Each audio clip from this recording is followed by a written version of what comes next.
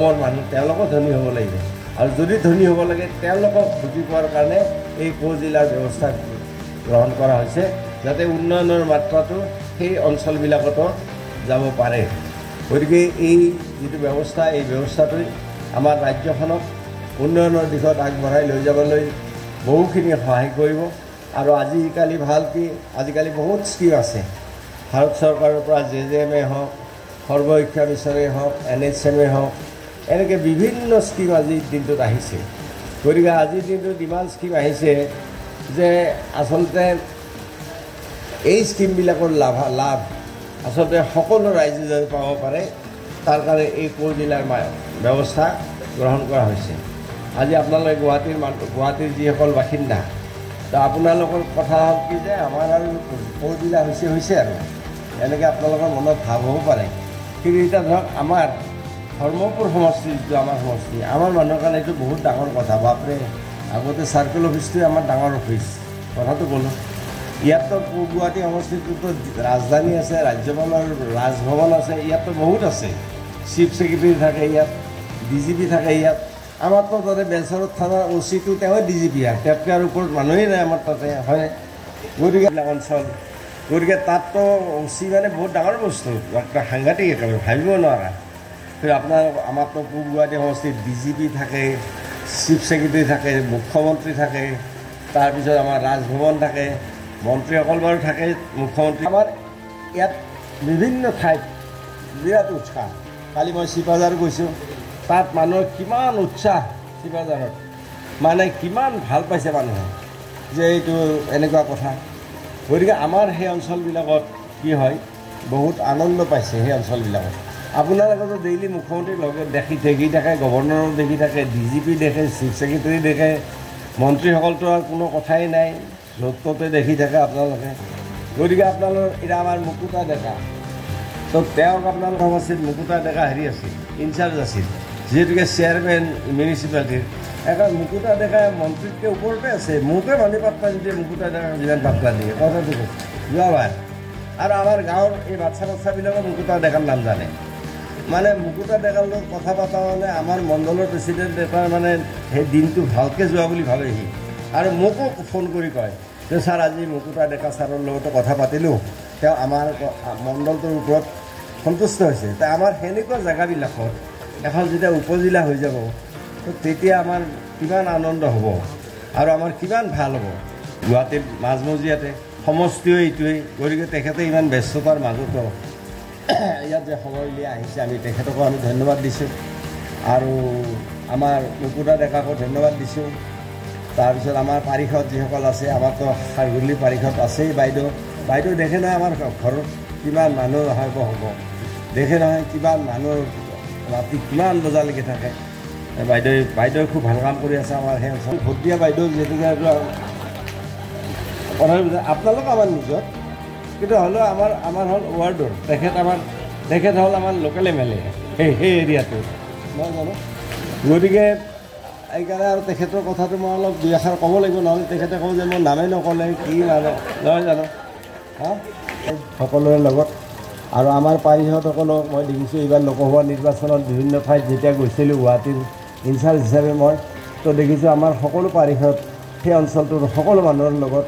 নামেৰে সৈতে পৰিচিত নাম চাম চবৰে জানে আৰু খুব ভালকৈ সকলোৱে কাম কৰি আছে সকলো পাৰিষদে দূৰ হ'লেও সিমান সমস্যা আমাৰো সিমান কমটি সমস্যা নাই আমাৰ মানুহবিলাকেও ভাত খাই 11টা বজাত আহে ৰাতি ভাত খাই কয় বোলে ছাৰ আমি গৈ আছোঁ মই গৈ আছোঁ মানে বোলে ভাত খালোঁ আৰু গৈ আছোঁ আমাৰো 11টা বজাত তাৰ পৰা আহে 12টাত পাই যায় তেতিয়া মই ভাবোঁ এতিয়া হ'ব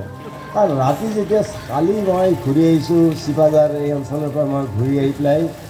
যেতিয়া 11টা বজাত ৰাতি পাইছোঁ ভৰ্তি মানুহ মই এই বৰষুণত সেইটো জেগা বৰষুণটো চলিয়ে থাকে এইবিলাক বৰষুণটো নতুন বস্তু নহয় এইটো বৰষুণৰ পানীহে পৰিছে এটাই আকৌ মোক কয় এইটো বৰষুণৰ পানীহে পৰিছে বৰফটো পৰা নাই ঠিকে আছে এতিয়া চিন্তা কৰা হৈছে সমজিলাৰ চিন্তাটোৱে মই ভাবোঁ যে প্ৰশাসনক আৰু অধিক নাগৰিকৰ ওচৰলৈ লৈ যাব নাগৰিকসকলে ইয়াৰ ফলত কোনো বাধা বিঘিনি নোহোৱাকৈ তেখেতসকলৰ কাম কাজবোৰ সুচাৰুৰূপে কৰাবলৈ সক্ষম হ'ব আৰু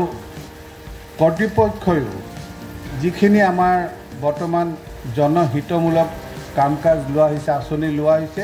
এইবোৰৰ চোৱা চিতাত তেখেতসকলৰো সহায়ক হ'ব। মই এই নগঠিত সমজিলা আয়ুক্ত সমন্বিতে তেখেতৰ সকলো কৰ্মচাৰী বিষয়া সকলোকে মই শুভেচ্ছা জ্ঞাপন কৰিছোঁ। মানে উদ্বোধন কৰা হ'ল আৰু মই প্ৰথমতে আজিৰ এই প্ৰসংগত অসমৰ মাননীয় মুখ্যমন্ত্ৰী ডক্টৰ হিমন্ত বিশ্ব শৰ্মা ডাঙৰীয়াক মই ধন্যবাদ দিছোঁ যে এইটো এটা অতি ভাল কাম হৈছে আৰু এই যিটো সমজিলাৰ যিটো ব্যৱস্থা কৰিছে মুখ্যমন্ত্ৰী ডাঙৰীয়াই, এই সমজিলাৰ এই ব্যৱস্থাই আমাৰ চৰকাৰে লোৱা সকলো উন্নয়নমূলক আঁচনি এতিয়া একেবাৰে সমাজৰ শেষৰজন ব্যক্তিও ইয়াৰ অংশীদাৰ হ'ব পাৰিব আৰু ভাৰতবৰ্ষৰ ভিতৰত বোধহয় অসমেই প্ৰথম ৰাজ্য যিয়ে এনেকুৱা সমজিলাৰ ব্যৱস্থা গ্ৰহণ কৰিছে আৰু ভাৰতবৰ্ষৰ অন্যান্য ৰাজ্যই এতিয়া অসমক নিশ্চয় ফ'ল' কৰিব। আপোনালোক দুদিনৰ পিছত এইবিলাক কথা গম পাব। গতিকে মাননীয় মুখ্যমন্ত্ৰী ডাঙৰীয়াৰ ভাৰতবৰ্ষৰ 5খন ধনী ৰাজ্যৰ ভিতৰত এখন ৰাজ্য কৰাৰ যিটো তেখেতৰ পৰিকল্পনা, সেই পৰিকল্পনাৰ এইটো এটা অংশ। এইকাৰণে অংশ যে অসমখনৰ উন্নতি হ'ব লাগিলে সকলো লোকৰে উন্নতি হ'ব লাগিব, যিসকল আমাৰ ভিতৰুৱা অঞ্চলত বসবাস কৰি আছে, যিসকল নগৰ অঞ্চলত বসবাস কৰি আছে। গতিকে এই সমজিলাই এই যিটো উন্নয়ন, এই উন্নয়নৰ অংশীদাৰ সকলোকে কৰিব আৰু তাৰ কাৰণে আজি 39খন জিলা এতিয়া প্ৰথম পৰ্যায়ত আমাৰ মানে মুকলি কৰা হ'ব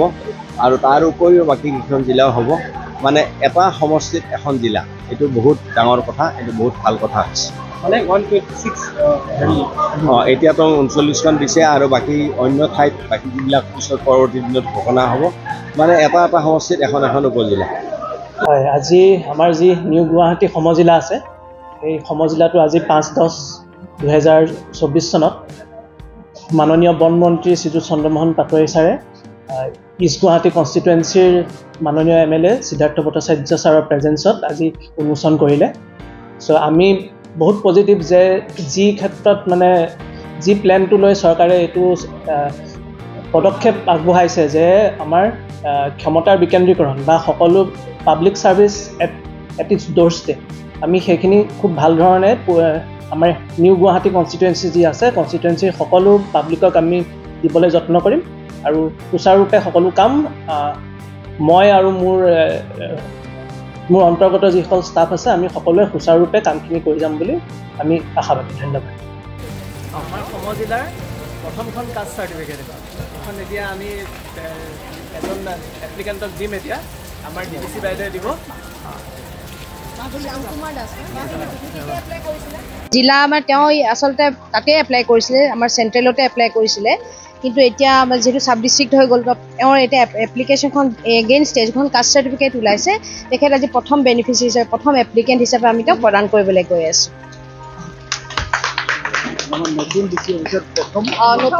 নতুন এইটো আজি নতুন কাষ্ট চাৰ্টিফিকেট মানে নতুন ডিষ্ট্ৰিক্টৰ প্ৰথম আজি।